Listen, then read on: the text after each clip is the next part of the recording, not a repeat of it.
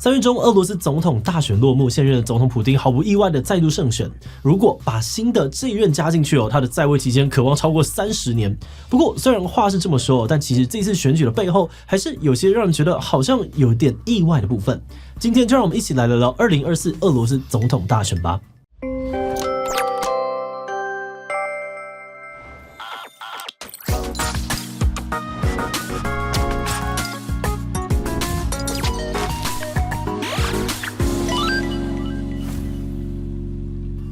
Hello， 大家好，我是志奇。在今年的3月15日到17日期间呢，俄罗斯举办了最新的总统大选，结果如外界预期，普丁大获全胜，被选为下任总统，成功的连任。可能在不少人的印象当中，普丁当总统已经很久了，执政手段强硬的他呢，可以继续连任，好像也不是什么新鲜事。但最近几年，因为俄乌战争的关系，其实普丁的声誉正大受打击。为了阻止战争，欧美国家纷纷经济制裁俄罗斯，而俄国的内部也有不少激烈的反战声浪。所以选前有些人预期这一次的开票结果可能会比较不好看。结果普丁不止再度胜选，而且还拿下了87% 的支持率，突破了史上纪录，高到不能再高了。这到底是怎么一回事？俄罗斯人真的都这么的疯狂热爱普丁吗？那些抗议的声音都跑去哪里了呢？不过在开始今天的讨论之前，先让我们进入到工商服务时间。各位绅士们，春暖花开的季节让你春心荡漾，想要解锁泡泡浴的成就了吗？那就让老司机中指通透过不会日文也能泡泡浴自由行课程，带你把握2024谨慎的完整年假，解密最道地的日本暗黑风情。课程将会带你从预算内挑选优质好店，避开被盘的风险与文化禁忌，并用日文空耳表达内行指令，让亲密交流更符合你的需求。课程还有真实进入风俗店内全程拍摄的泡泡浴特点，让你提前掌握店家细节、道具与流程，实际体验时就能够更加的得心应手。现在中指通的日本风俗线上课程加特点限时优惠69折，让你激省1390元。想要把握超低日币与完整年假，就赶快点击资讯栏，做好功课，出国圆梦吧。这次的选举是俄乌战争爆发之后俄罗斯首次的总统大选，所以外界普遍认为本届大选的核心议题就是乌克兰。根据《纽约时报》的分析，在战争爆发初期呢，普丁曾经夸下海口说很快就会攻下乌克兰，结果战争到现在打了2年多，双方依然坚持不下。然后去年的6月，他的佣兵集团瓦格纳还公开叛变，虽然事件在1天之内就被平息，但外界普遍认为这些事件都会对普丁的威信带来明显的冲击。所以对于普丁来说，他这次的选举目标除了要赢，还要赢很多才可以，因为这样子呢，他就能够告诉全世界，我们发动战争是有民意支持的，同时也能够借由这个讯息稳定内部的社会政治局势。那根据官方宣布的讯息，这次选举的结果，普丁在超过 1.12 亿张的选票当中拿下了 87% 的得票率，比前次总统大选多了 11%， 创下了历史新高。不过，虽然他如愿以偿赢得超级多，但回顾这次选举的投票过程，其实并没有想象当中的那么顺利。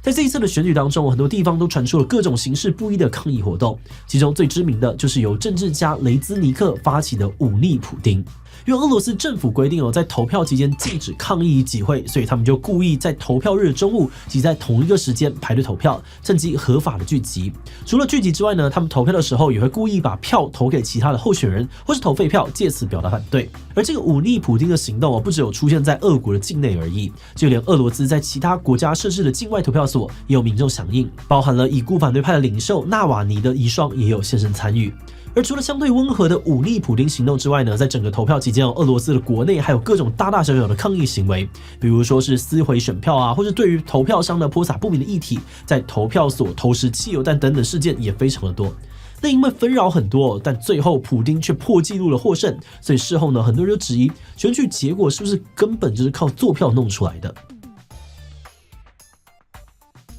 首先，有人认为呢，是不是做票不好说，但俄罗斯政府确实有透过各种方式想要影响选举的结果。比如荷兰的莫斯科时报就指出，俄罗斯政府有直接下令要求各级官员要想办法冲高这次选举的投票率，所以有些学校或者雇主甚至就直接的施压学生或员工说，你一定要去投票，而且还只能够投给普丁。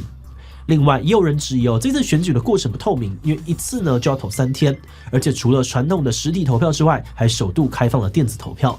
但独立选举监督机构 Golos 呢就表示，俄罗斯政府并没有公开计票过程，也不允许选举观察员观察投票，所以他们质疑这一次的选举结果可能并不是真正的民意。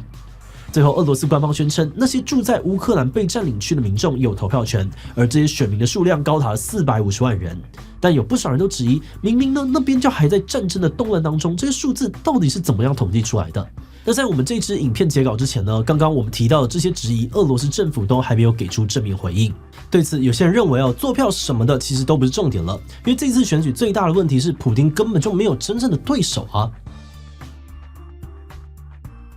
就账面上面来看，这次选举普丁有3个竞争对手，但其实这些人都是亲普丁派或是公开支持普丁的人，也就是自己人，或者是说体制内的反对派。至于其他真正的反对派，早在大选前就消失了，对，可能是各种意义上的消失。上街抗议的直接强力镇压，网络上面发表独立新闻直接把你抄掉。那带头抗争的人呢，最后的结局要不是流亡在外，就是各种死亡。像前阵子我们这支影片谈到，大选前呢，反对派领袖纳瓦尼呢就直接在狱中去世，死因不明。那虽然普丁矢口否认这件事情呢跟自己有关，但不少异议人士相信这就是普丁不择手段消灭反对派的例子。不过纵观来看呢，在俄罗斯国内这样子的反对声音可能还是相对少数，因为有不少支持者都觉得普丁不仅是俄罗斯史上最强的领导人，而且正是因为他的手段强硬，俄罗斯才有机会再次的伟大。关于普丁人气为什么超旺，我们之前的这支影片呢有比较完整分析，有兴趣的人呢，等一下可以再找回来看一看。简单来说，在苏联解体前后的那10-20年，俄罗斯的经济节节的衰退，民不聊生。而1999年普丁上任之后，经济低迷的情况，短短几年内就明显的好转。例如呢，俄罗斯的人均 GDP 从普丁上任前的1330美元，2023年上升到了1.5万美元，国家债务失业率也都有改善。除此之外呢，普丁勇于对抗西方国家的形象与表现，也受到了不少的民众爱戴。例如，俄乌战争爆发之后，他们遭受到西方国家经济制裁 ，GDP 一度衰退2.1%，但是呢，在2023年的最后一季 ，GDP 却成长了5.1%。让部分的俄罗斯人觉得，不管发生什么事情，普丁总是有办法挽回颓势，所以相信他就是俄罗斯史上最好的领导人。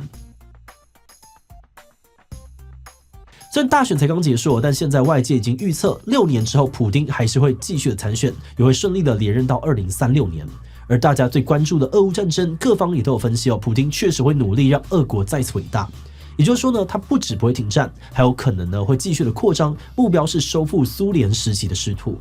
那因为战争会持续，所以美国跟欧盟国家经济制裁可能也会越来越多。那虽然国际货币基金组织的数据显示，过去的经济制裁呢，并没有造成俄罗斯经济持续的萎缩，但美国财政部表示因为俄乌战争产生的动荡，已经导致100多万人离开俄罗斯，其中更包含了受过高等教育的年轻人。那这样的结果是好是坏，现在可能还是有点难判断。不过，在普丁胜选之后，他面对的第一个难题，并不是西方国家或是国内的反对者，而是前阵子发生的莫斯科恐怖攻击事件。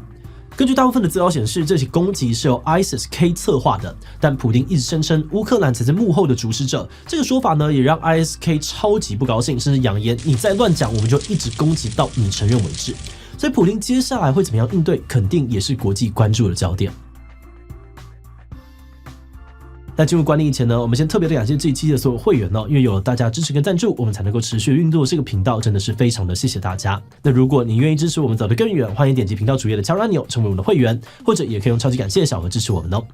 好的，那话说回来我们团队在搜集资料的过程当中，也一度觉得说，俄罗斯的选举跟北韩好像有点像，大家都知道谁会当选，但当局还是照样选举，感觉好像是在做样子，走走形式吗？不过实际上俄罗斯还是不太一样的，因为1991年苏联解体之后，第一任民选总统上任时，其实俄罗斯有经历过短暂的民主制度，但是当时的经济比苏联还烂，可能也间接的导致了普丁有机会以强人的姿态再度的改变俄罗斯的政治环境。所以从这个角度来看呢，我们也发现一个民主国家的诞生跟维持真的是非常不容易，并不是有人建立了体制，它就能够一直顺利的运作下去。从威权转向自由，可能需要好几十年的累积，但从自由走回威权，可能只需要短短几年。而且威权体制之下，领导人呢更能够轻易的透过手中的权力去压制反对的声音。那当然，我们并不觉得这一次俄罗斯选举的结果就代表了大部分的民众都支持战争或完全喜欢普丁这个人。但以一个局外人的视角来看，我们还是很难乐观的说这是一个可以让人看到希望的结果吧。